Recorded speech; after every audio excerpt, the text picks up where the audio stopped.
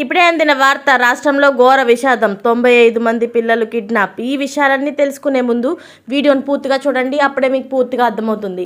అదేవిధంగా చాలామంది సబ్స్క్రైబ్ చేసుకోకుండా వీడియోని చూస్తున్నారు, దయచేసి సబ్స్క్రైబ్ చేసుకోండి.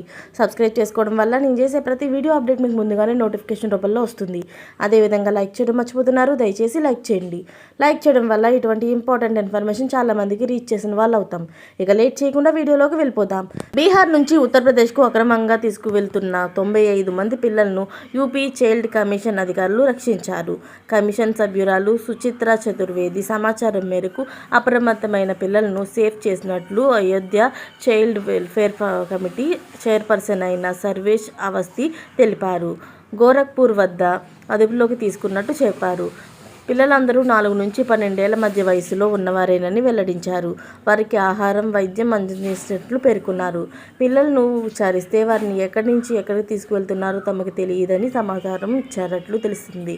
పిల్లల తల్లిదండ్రులకు సమాచారం ఇచ్చామని, వారు రాగానే పిల్లలను వారికి అప్పగిస్తామని చెప్పారు. అయితే బీహార్ నుంచి పిల్లలందరినీ మద్రాసుకు తరలిస్తున్నట్టు తెలుస్తోంది. దీనిపై జాతీయ బాల హక్కు పరిరక్షణ కమిషనర్ అయిన చైర్పర్సన్ ప్రియాంక్ అనుమ్గో స్పందించారు. భారత రాజ్యాంగం ప్రతి చిన్నారికి చదువుకునే హక్కుని కల్పించింది.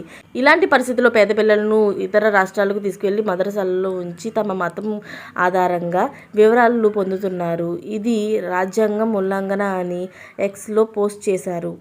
ఇలాంటి లేటెస్ట్ అప్డేట్స్ అన్ని మీరు ముందుగా పొందాలి అనుకుంటే ఛానల్ని సబ్స్క్రైబ్ చేసుకోండి.